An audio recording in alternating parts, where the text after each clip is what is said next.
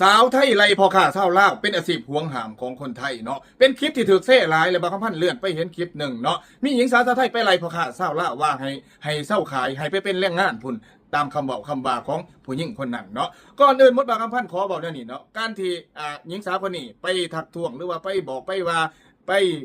ตำหนิติเตียนหรือไปไล่พ่อค้าชาวลาวนั่นแหละก็เป็นเรื่องดีเนาะก็ถูกต้องตามกฎหมายไทยตามระเบียบกฎหมายไทยที่เขาเขียนระบุไว้ชัดเจนว่าเป็นอาชีพหวงหามเนาะแต่บางคำพันอยากมีความเห็นแนวนี้เนาะถ้าหากว่าเฮ็ดกับชาวลาวได้แนวนี้ควรจะเฮ็ดกับอีกคนสัญชาติอื่นเด้อพ่อแม่พี่น้องเนาะแม่นบ่พ่อแม่พี่น้องทุกคนมันต้องเท่าเทียมกันคนจีนคนอินเดียคนรัสเซียคนต่างๆนานาหลายเต็มบ้านเต็มเมืองอยู่เมืองไทยนี่แม่นหลายเด้อพ่อแม่พี่น้องเนาะหรือว่าจะปฏิเสธว่าบ่แม่นความจริงเนาะต้องเข้าใจแนวนี้เด้อพ่อแม่พี่น้องเนาะคนลาวไปขายของถ้าเว้าเรื่องในศีลธรรมหลักศาสนานี่ถือว่าบ่ผิดหยังเลยบ่ผิดเบสบ่ผิดเวรผิดกรรมบ่มีหยังเนาะคือว่าทำมาหากินเพื่อเลี้ยงชีพเนาะผู้ใดมีความสามารถมีพอที่จะพลิกใบได้ก็เฮ็ดไปแต่ว่ายอมรับว่าผิดกฎหมายแน่นอนเนาะก็ต้องดำเนินคดีกฎหมายตามกฎหมายไทยอันนี้บางคำพันบ่ตีบ่หลีเนี่ยก็แล้วแต่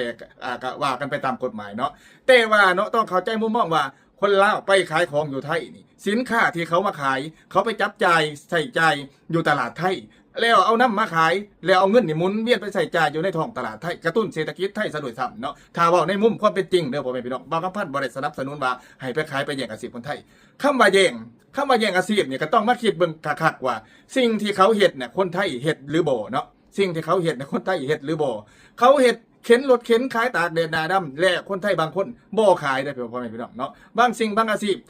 พค้าขายเล็กๆน้อยๆตามข้างทางตามถนนนี่